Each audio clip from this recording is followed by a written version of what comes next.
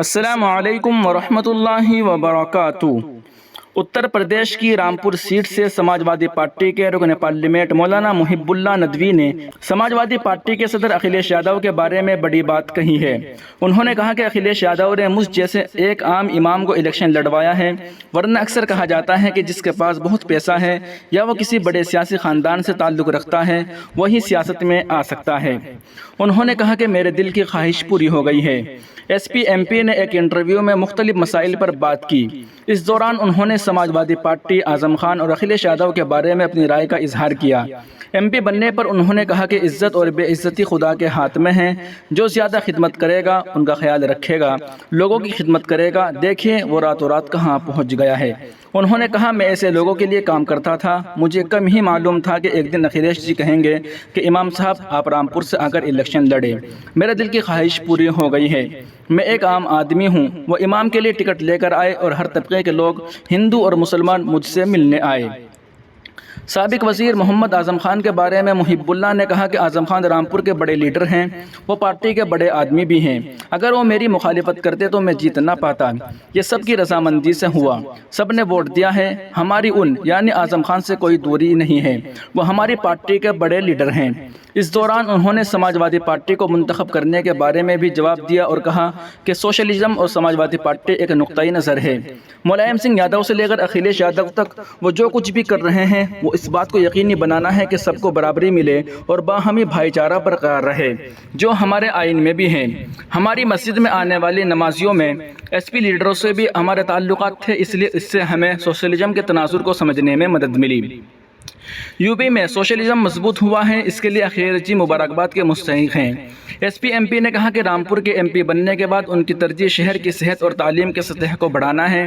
انہوں نے کہا کہ آج تک رامپور میں ایک بھی میڈیکل کالج نہیں بنایا گیا ہے۔ اس شہر کی آبادی 18 لاکھ ہے، جہاں روزانہ 1500 مریض آتے ہیں اور صرف 250 بستروں کا ہسپتال ہے۔ ایسے میں مریض قریبی اضلاع اور دیگر ریاستوں میں علاج کے لیے جاتے ہیں، انہیں کتنی پریشانیوں کا سامنا کرنا پڑتا ہوگا۔ وہیں دوسری جانب اقرا حسن چودھری نے ہندو شیزلاؤں کے لیے لوک سبھا میں آواز اٹھائی ہے۔ پارلیمنٹ کے مانسون اجلاس میں 2 دن سے بجٹ پر بحث ہو رہی ہے۔ اس دوران سماجوادی پارٹی یعنی ایس پی کے اراکین بجٹ پر مرکزی حکومت کو سخت تنقید کا نشانہ بنا رہے ہیں۔ بجٹ پر پارٹی کے اعظم گڑھ کے ایم پی دھرمیندر یادو کی تقریر سب سے زیادہ سرخیوں میں آئی ہے۔ ان سب کے درمیان پارٹی کی سب سے کم عمر رکن پارلیمنٹ اقرا چودھری بھی خبروں میں ہیں۔ در حقیقت پارلیمنٹ میں اپنی پہلی تقریر میں اقرا چودھری نے اپنے علاقے کے حوالے سے ایسے مطالبات کیے جس کی ہر طرف چرچا ہو رہی ہے۔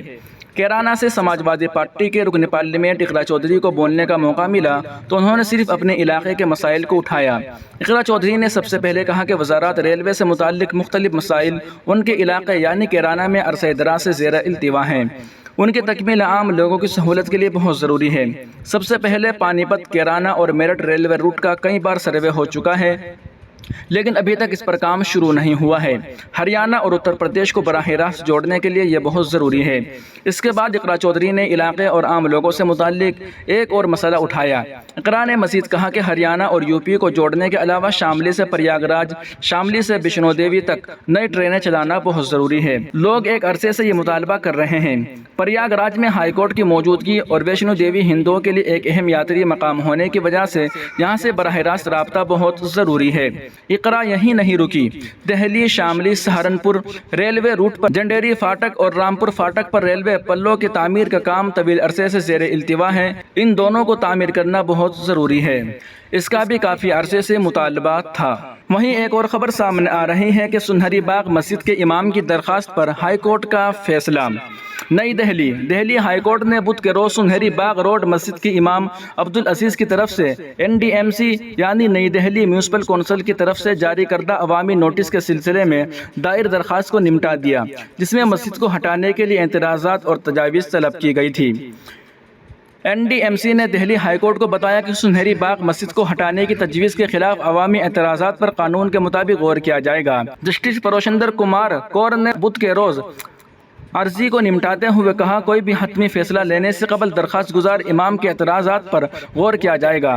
Additional solicitor general A S G Chetan Sharma NDMC کی طرف سے پیش ہوئے اور کہا کہ حتمی فیصلہ لینے سے قبل درخواست گزار اور عام لوگوں کے اعتراضات پر قانون کے مطابق غور کیا جائے گا۔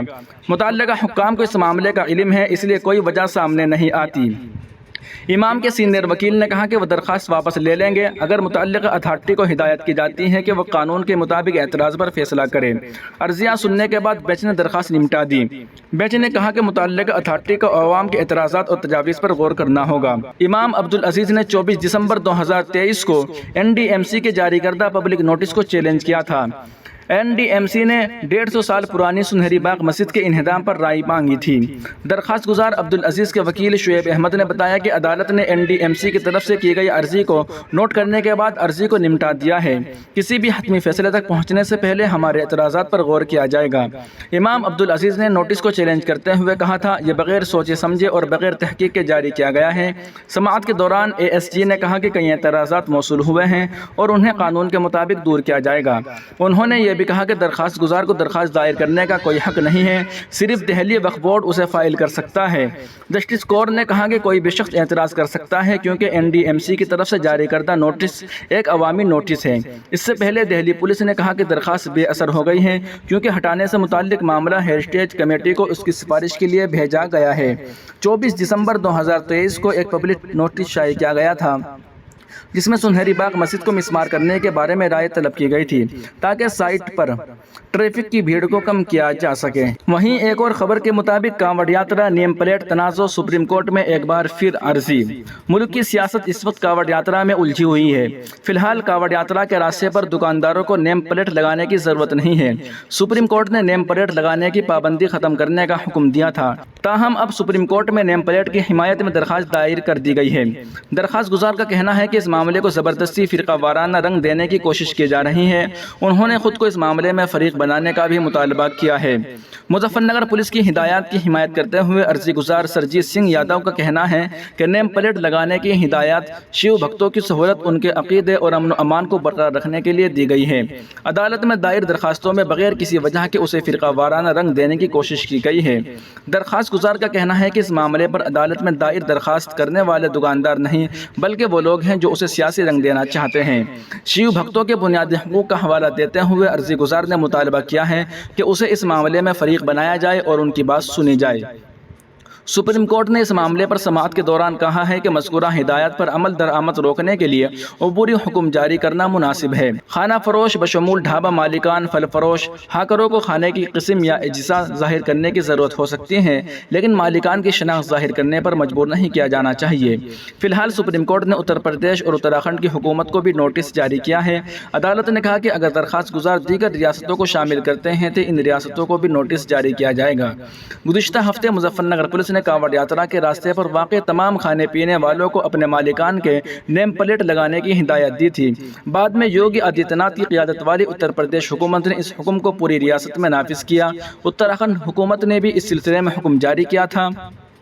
یوگی حکومت کے اس اقدام کی نہ صرف اپوزیشن بلکہ NDA کے اتحادیوں JDU اور RLD سمیت دیگر جماعتوں نے بھی تنقید کی تھی۔ اپوزیشن نے الزام لگایا تھا کہ یہ حکم فرقہ وارانہ اور تفرقہ انگیز ہے اور اس کا مقصد مسلمانوں اور درج فہرست ذاتوں SC کو اپنی شناخت ظاہر کرنے پر مجبور کر کے انہیں نشانہ بنانا ہے۔ تاہم اتر پردیش اور اتراکھنڈ میں برسر اقتدار BJP نے کہا تھا کہ یہ قدم امن و امان کے مسائل اور یاتریوں کے مذہبی جذبات کو مد نظر رکھتے ہوئے اٹھایا گیا ہے۔ ناظرین و سامعین، ان رپورٹوں کو آپ سن رہے تھے محسن اسلام یوٹیوب چینل پر۔ تمام تازہ ترین اپڈیٹ حاصل کرنے کے لیے ابھی اس چینل کو سبسکرائب ضرور کر لیجیے گا۔ السلام علیکم ورحمۃ اللہ وبرکاتہ۔